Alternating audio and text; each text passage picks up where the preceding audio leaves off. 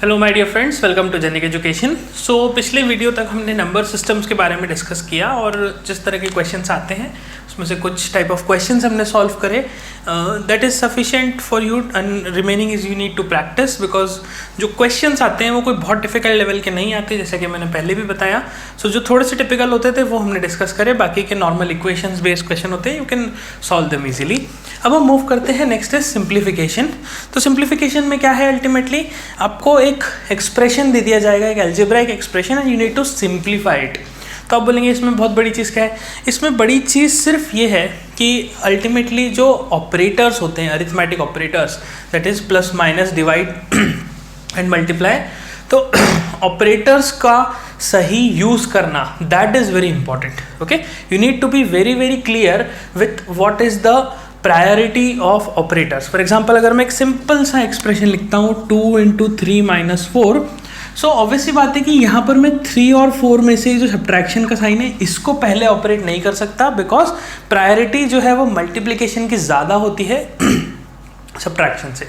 अब ये हम कैसे डिसाइड करें कि कौन से पर्टिकुलर ऑपरेटर की प्रायोरिटी ज़्यादा है, कौन से ऑपरेटर की प्रायोरिटी कम है? तो इसको डिसाइड करने के लिए हम सिंपल सा फॉर्मूला यूज़ करेंगे, BODMAS. Okay, BODMAS is the formula which defines the priority order. तो ये जो BODMAS है ये basically decreasing order of priority है। ठीक है, B का मतलब होता है bracket, okay, bracket. Then O का मतलब होता है ऑफ, D का मतलब होता है डिवाइड और डिवीजन, M का मतलब होता है मल्टीप्लाई, ओके। देन ए का मतलब होता है एडिशन एंड एस का मतलब होता है subtraction. So this is the priority, this is the sequence, okay. अब BODMAS को कभी कभी हम BODMAS को कभी कभी हम VBODMAS भी बोलते हैं। तो ये VBODMAS बेसिकली क्या चीज़ है? VBODMAS मतलब ये जो V है, this is basically bar, okay. B means bar. अब बोलेंगे B से स्टार्ट हो रहा है तो V है, तो इसका एक्चुअल जो वर्ड है वो है वेनकुलम, ओके, वेनकुलम बोलते हैं इसको, लेकिन आप इसको बार ही याद रखिए। तो VBODMAS का रूल मतलब कि सबसे पहले आप बार को प्रायोरिटी देंगे, फिर ब्रैकेट्स को देंगे। अब ब्रैकेट्स में भी हमारे पास 3 तरह के, ओके। एक होते हैं जो पैरेंथेसिस जिसको हम बोलते हैं, फिर एक होते हैं कर्ली ब्रैकेट्स, और फिर थर्ड होते हैं स्क्वायर ब्रैकेट्स।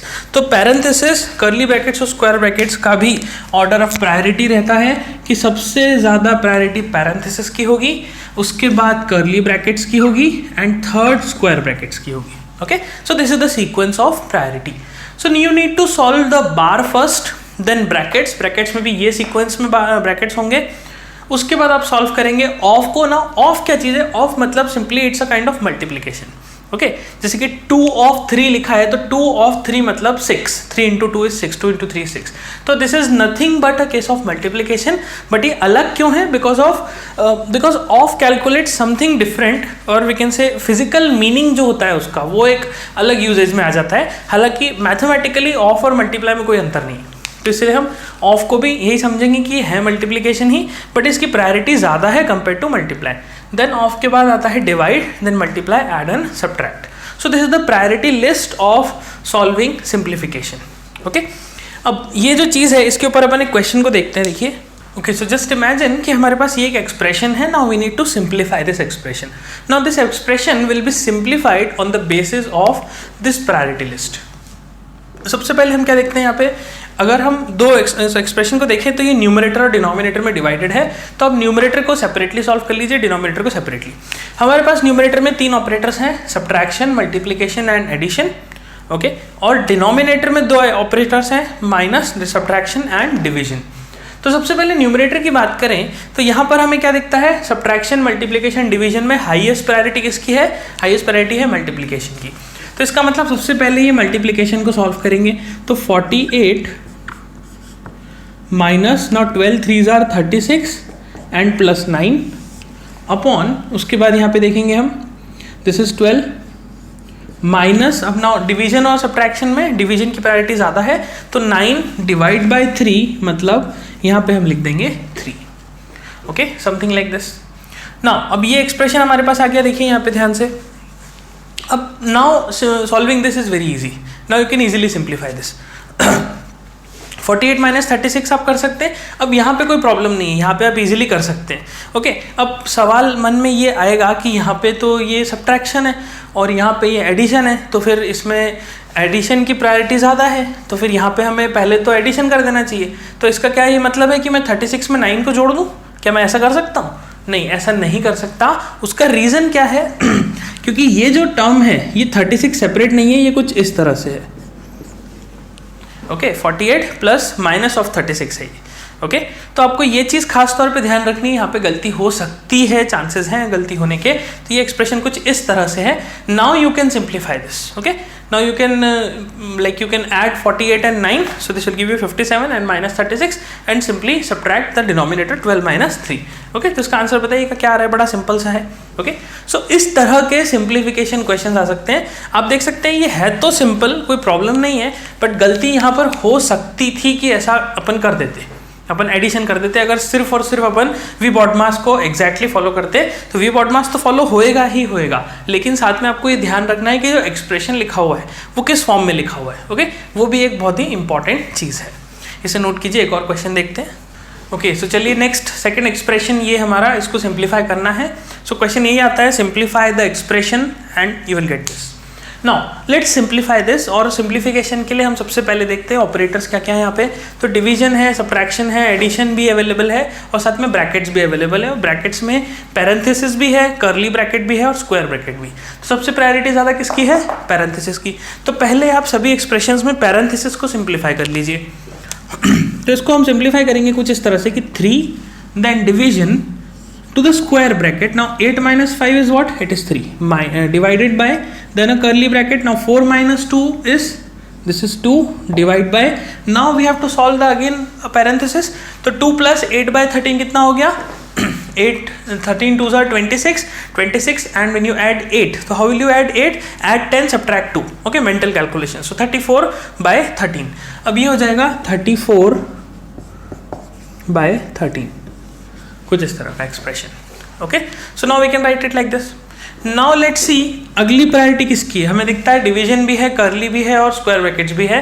तो डिवीजन से पहले तो कर्ली ब्रैकेट्स ही आते हैं, तो कर्ली और स्क्वायर ब्रैकेट्स को तो पहले करना जरूरी है। तो इसका मतलब 3 divided by then square bracket then this 3 divided by. Now let's simplify this curly bracket. तो कर्ली ब्रैकेट के अंदर जो टर्म है उसको सिंप्लीफाई कैसे करेंगे? 2 डिवाइड बाय 34 बाय 13 का मतलब 2 इंटू 13 बाय 34। ओके, हमने क्या करा? इसको रेसिप्रोकल कर दिया। तो रेसिप्रोकल करने पे जो डिवीजन था वो मल्टीप्लिकेशन में कन्वर्ट हो जाएगा। नाउ नेक्स्ट स्टेप क्या होगा? नेक्स्ट स्टेप हम इस कर्ली ब्रैकेट को सिंप्लीफाई कर लिया अपन ने, इसको अपन मल्टीप्लाई करके लिख लेते हैं। तो हो जाएगा 3 divide by then in case of curly bracket I can directly write 32 और we can write it as 13 by 17. Okay, so 13 by 17, in this way we can write it. Now you can multiply this. Okay, now solve this particular thing. तो यहाँ पे क्या करेंगे? Division है तो division को multiplication में कन्वर्ट कर दीजिए, इसको रेसिप्रोकल कर दीजिए एंड जो भी एक्सप्रेशन आएगा फिर यहाँ पर एक और डिवीजन है तो then again do the same reciprocal. Okay, reciprocity यहाँ पे कंसेप्ट लगेगा, वापस से रेसिप्रोकल होके you will get the answer. Okay, so this is how you will get the simplification questions. इसे नोट करिए. Okay, so now let's solve the next question. Next question is this expression. Now we can see here कि again यहाँ पे एक numerator है, एक denominator है. Numerator में we have a division and we have off, and in the denominator also similarly we have division and off. अब आपको दिखता है कि पूरा 1/5 ही लिखा है, ऊपर भी नीचे भी, और सब में डिवीजन और मल्टीप्लिकेशन ही है. तो क्या आंसर दोनों का सेम हो जाना चाहिए? मतलब न्यूमरेटर और डिनोमिनेटर क्या एग्जैक्टली सेम होने चाहिए? कैसा हो सकता है क्या? चलिए देख लेते हैं करके एक बार ट्राई. तो न्यूमरेटर में देखें तो डिवीजन और ऑफ में अपन देखते हैं ऑफ की प्रायोरिटी ज़्यादा है compare to division. So let's first solve the term of. तो 1 divided by 1/5 divided by 1/5 of 1/5 मतलब 1/5 into 1/5 which is 1/25 divided by. अब यहाँ पर भी क्या है? अगेन यहाँ पर बेसिकली 1/5 ऑफ 1/5 है, तो 1/5 ऑफ 1/5 हो गया 1/25 डिवाइडेड बाय 1/5. क्या अभी भी हमें लगता है कि सेम ही एक्सप्रेशन आना चाहिए न्यूमरेटर डिनोमिनेटर में? चेक कर लेते हैं. चलिए, डिवीजन है तो ऊपर हम लिख सकते हैं 1/5 इंटू 25/1, ओके, इसको रेसिप्रोकल कर दिया, upon now 1/25 as it is into ये जो टर्म है इसको रेसिप्रोकल कर दिया, तो this will come out as 5/1. Okay, क्या अभी भी लगता है सेम एक्सप्रेशन है? चेक कर लीजिए जरा, ये 5 और 25 है तो ये कैंसिल हो गया 5 एंड दिस इज 5, तो ये रिजल्ट आ जाएगा 5/1/5, ओके, विच इज बेसिकली 25. तो यहाँ पे हम देख सकते हैं कि भले ही ऑपरेटर्स ऊपर नीचे दोनों जगह सेम है, ऑपरेटर्स चेंज नहीं हो रहे, लेकिन ऑपरेटर्स की पोजीशन अलग अलग हो गई, तो उस वजह से न्यूमरेटर 5 देता है और डिनोमिनेटर 1/5 देता है. ओके, तो ऐसा नहीं है कि सिर्फ ये टर्म सेम है और ऑपरेटर्स भी सेम है तो answer you will gate always the same, ये आंसर वेरी कर सकता है. Okay, so this is a kind of multiplication. Again ये भी एग्जाम में आ चुका है क्वेश्चन. एक बार के लिए जो एग्जाम में जब आप इसको सॉल्व करते हैं तो ऐसा क्लिक होता है, ऐसा सोचने में आता है कि हाँ ठीक है ऊपर नीचे सेम है, so it should be 1, okay, but it is not 1. Okay, so इसे नोट करिए. Okay, so let's solve the next question. ये कुछ एक्सप्रेशन है, you can see in your front. This is numerator, this is denominator. We have 885 multiplied thrice, and similarly 115 multiplied thrice in the numerator, and in the denominator you can see this. Now how we will solve this? Should we simplify this? Should we multiply all these terms and then simplify? Will it be possible? No, obviously that will be a quite cumbersome process, और calculator भी available नहीं है तो नहीं कर सकते multiply. अब exam में खास करके RRB JEE में आपको जब भी ऐसे एक्सप्रेशंस दिखे जहाँ पर आपको लगे कि ये कैलकुलेटर हैवी है, कैलकुलेशन हैवी दिख रहा है, इसका मतलब वहाँ पर कोई ना कोई एल्जेब्राइक आइडेंटिटी ही लग रही होगी, क्योंकि हैवी कैलकुलेशन के क्वेश्चंस एग्जाम में नहीं मिलते. ओके, वो ट्रिकी होते हैं, वो किसी ना किसी ट्रिक से लेस कैलकुलेशन में सॉल्व हो सकते हैं, तभी वो क्वेश्चन वहाँ एग्जाम में दिखाई देता है. ओके, तो कभी भी आपको ऐसा दिखे कि ये बड़ा क्वेश्चन है, हैवी है, तो सोचिएगा जरूर यहाँ पे कोई ना कोई एल्जेब्राइक आइडेंटिटी लग रही होगी जिस वजह से ये सिंप्लीफाई हो सकता है. तो अगर अपन इसको ध्यान से देखें, so we can write this particular expression as 885 cube plus 115 cube upon 885 square plus 115 square minus 885 into 115. Okay, तो हमें दिखता है यहाँ पर ऊपर क्या आ रहा है, 885 का क्यूब प्लस 115 का क्यूब. तो यहाँ पर एक आइडेंटिटी होती है a cube plus b cube. Okay, अब आप बोलेंगे a cube plus b cube की कौन सी आइडेंटिटी यहाँ पे क्रिएट होती है? Basically a cube plus b cube में ऐसा कोई आइडेंटिटी डायरेक्ट नहीं होती है, एक इनडायरेक्टली आइडेंटिटी क्रिएट होती है. ओके, कौन सी होती है जरा सोचें जरा. तो देखिए a cube plus b cube is basically a plus b whole cube, okay, into a square plus b square minus ab. Okay, this is the identity. ये एक basically identity, sorry, a plus B into A square plus B square minus A B. Okay, मतलब यहाँ पर अगर plus है तो ये minus में, अगर ये माइनस में होती तो मतलब अगर ये ऐसी होती तो ए क्यूब माइनस बी क्यूब होती तो तब क्या होता, तो ए क्यूब माइनस बी क्यूब में ये ए माइनस बी हो जाता और ये हो जाता a square plus B square plus a B. Okay, तो अभी यहाँ पर a और b की जगह 885 और 115 है. Now you can simplify this, you can write this expression as 885 plus 115 into 885 का स्क्वायर प्लस 115 का स्क्वायर माइनस 885 इंटू 115. ये एक्सप्रेशन आ जाता. डिनोमिनेटर क्या होता, डिनोमिनेटर तो यही का यही रहता, 885 का स्क्वायर प्लस 115 का square minus 885 into 115. Okay, now you can simply cancel these two terms and you will get the answer as 885 and 115. Okay, so this is how you can simplify this. Okay, so let's move further. अब देखिए, अभी जो हमने simplification देखा वो based on BODMAS और we BODMAS rule. Okay, now अब क्या होता है सिंप्लीफिकेशन में, सर्ड्स का भी कॉन्सेप्ट आता है. सर्ड्स मतलब जो इरेशनल नंबर्स होते हैं उनका भी कॉन्सेप्ट आता है. तो उसमें कोई बहुत ज़्यादा डिफिकल्ट नहीं आता, उसमें you just need to simplify. Okay, you just need to simplify a surd, you need to simplify an irrational number expression. तो उस एक्सप्रेशन को सिंप्लीफाई करना फॉर एग्जाम्पल कुछ इस तरह का, इसको अपन बोलेंगे कि इन्फिनाइट सीरीज, कि x इज इक्वल्स टू क्या दिया हुआ है, x is equals to root of 6 plus root of 6 plus root of 6 plus root of 6 and so on up to infinity, ये ऐसा इन्फिनिटी तक लिखा है. And you need to find value of x. Okay, how will you find the value of x in this? अब देखिए, क्योंकि ये infinite series है, तो इन्फिनाइट सीरीज में आपको क्या ध्यान रखना है कि अगर इन्फिनाइट सीरीज में से एक टर्म या दो टर्म या तीन टर्म्स निकाल भी लिए जाए तब भी उस सीरीज की वैल्यू पे कोई फर्क नहीं पड़ता. ओके, सो इट मीन्स क्या हुआ कि अगर इस एक्सप्रेशन को हम ध्यान से देखें तो x का वैल्यू कितना है, root of 6 plus root of 6 plus root of 6 में अगर मैं इसमें से ये वाला रूट ऑफ 6 हटा दूं, ऊपर वाला हटा दूं पार्ट, तो ये जो पार्ट बचा यहां से लेके आगे तक का, ये भी पूरा अपने आप में क्या है, वही की वही सीरीज है. क्योंकि इन्फिनिटी में से मैंने एक टर्म निकाला है, तो इन्फिनिटी में से एक टर्म निकालना will not change the value of infinity. So क्या मैं ऐसा कह सकता हूं कि if x is equals to this term then x is equals to root of 6 as it is plus ये वाला जो पूरा टर्म है this is basically x. Okay, 6 as it is then plus this complete term is basically x.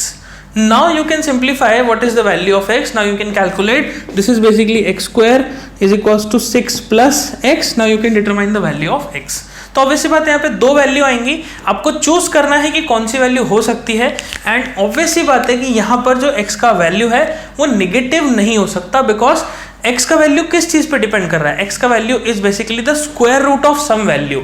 अब आप खुद ही सोचिए, किसी टर्म का स्क्वायर रूट जो है क्या वो निगेटिव हो सकता है? कभी नहीं हो सकता. Okay, I am talking about the square root. Okay, I am not talking about कि प्लस माइनस ए बी वाले फॉर्म में आंसर आ रहा है. What I am saying is कि इसका जो आउटपुट होगा इस पर्टिकुलर एक्सप्रेशन का, ये हमेशा पॉजिटिव होगा. तो इसीलिए x का वैल्यू जो भी पॉजिटिव आ रहा होगा वो आप यहाँ पे सब्स्टिट्यूट कर सकते हैं. ओके, सो इस इक्वेशन को सॉल्व करेंगे and you will get the value, desired value of x. Okay, so बताइएगा कमेंट सेक्शन में क्या आता है. सो इस तरह के सिंप्लीफिकेशन क्वेश्चंस भी दिखाई दे सकते हैं, इसे नोट कीजिए. आगे बढ़ते हैं. ओके, चलिए नेक्स्ट क्वेश्चन में मूव करते हैं. Next question says if a की power x is equals to b की power y is equals to c की power z and b square is equals to ac. okay, b square is equals to ac, then find y in terms of x and z. Okay, so आपके पास question क्या है कि एक expression दिया हुआ है समथिंग की a की पावर x, b की पावर y, c की पावर z, और साथ में एक B square is equals to AC का एक्सप्रेशन दिया है. And your task is to find the value of y in terms of x and z. तो x और z के टर्म्स में आपको इनका वैल्यू डिटरमाइन करना है. तो किस प्रकार से करेंगे, चलिए सोचते हैं. यहाँ पे हमें क्या दिखता है कि यहाँ पर जो x y z है, मतलब जिनकी वैल्यू हमें कैलकुलेट करनी है, जिनके टर्म्स में करनी है, वो सभी पावर में लिखे हुए हैं. Okay, they are written in terms of power. तो क्या करते हैं, इसको हम सबसे पहले दोनों तरफ, और वी कैन से पूरी इक्वेशन में लॉग ऑपरेटर लगा देते हैं. ओके, लॉग ऑपरेटर ऑपरेट कर देते हैं इस पे.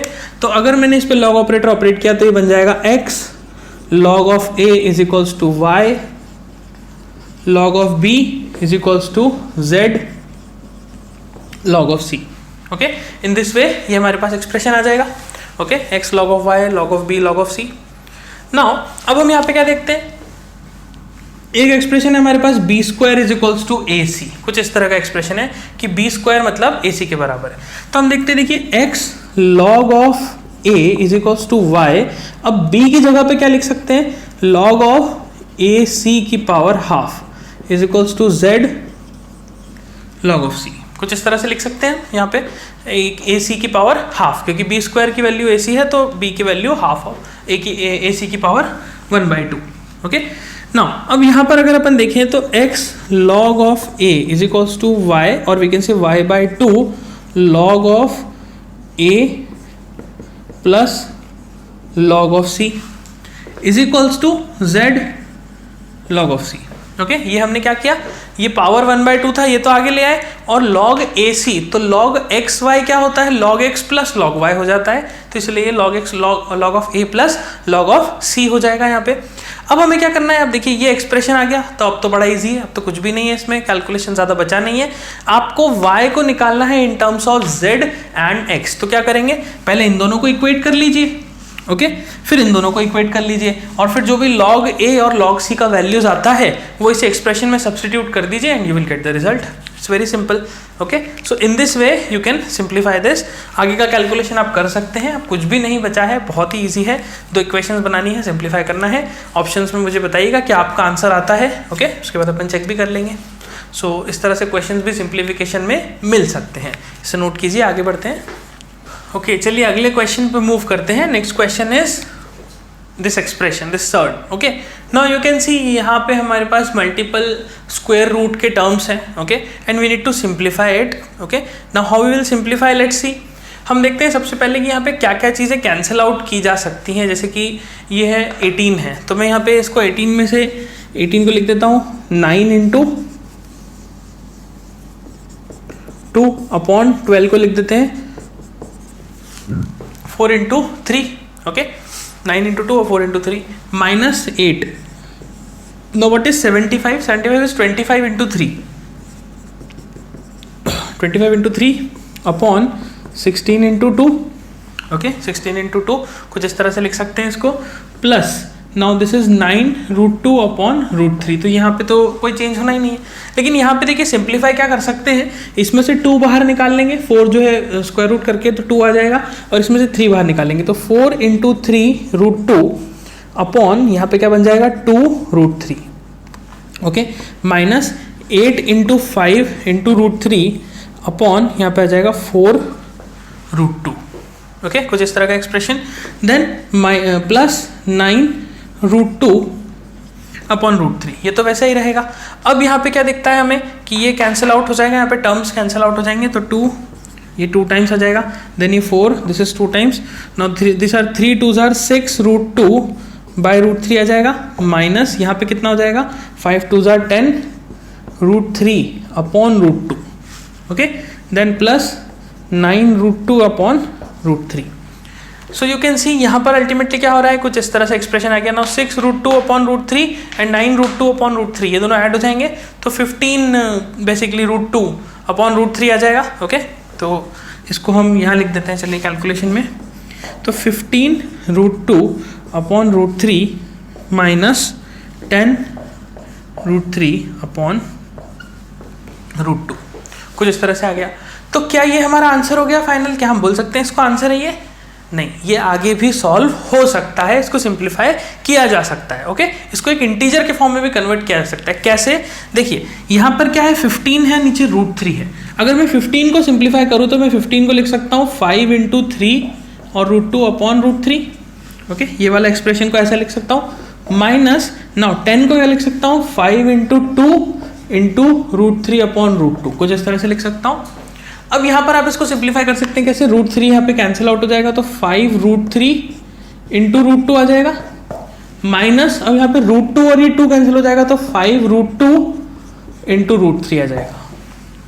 Okay, I hope you are getting the idea कि यहाँ पे बेसिकली क्या कर रहे हैं. आप चाहे तो यहाँ पे इसको रैशनलाइज कर लीजिए, मतलब इसको ऊपर नीचे रूट 3 से मल्टीप्लाई कर लीजिए, इसको रूट 2 से मल्टीप्लाई कर लीजिए, वैसा भी कन्वीनियंट है. और आप चाहे तो डायरेक्टली भी कैंसिल आउट कर सकते हैं कि यहाँ पे देखिए 5 इंटू 3 लिखा था, उसको रूट 3 ऊपर नीचे हमने कैंसिल करा तो 3 upon root 3 will give you root 3. Okay, so in this way ultimately क्या हो गया answer, you can check this, it is 0. Okay, यहाँ पे ये कैलकुलेशन सिंप्लीफाई होके and you will get the answer as 0. Okay, so this is how you can simplify this question.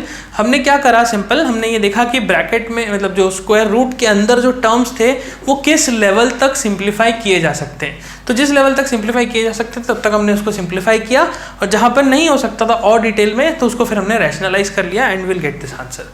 तो इस question को दिखाने का मतलब सिर्फ यही है कि आपको ये चीज़ समझ में आना चाहिए कि this term is not the final answer. क्योंकि आरआरबी की एग्जाम में जो क्वेश्चंस आते हैं, जेई के पेपर में जो क्वेश्चन आते हैं, उसमें जहां पर भी सर्च वाले क्वेश्चन दिखे आपको तो यही मान के चलिएगा कि वो पूरी तरह से सिंप्लीफाई होकर कोई ना कोई इंटीजर दे देंगे. ऐसा बहुत ही कम चांसेस होता है कि सर्ट का क्वेश्चन है और आंसर भी एक सर्ट में दिख रहा है. आंसर मैक्सिमम टाइम आपको एक इंटीजर ही दिखाई देगा.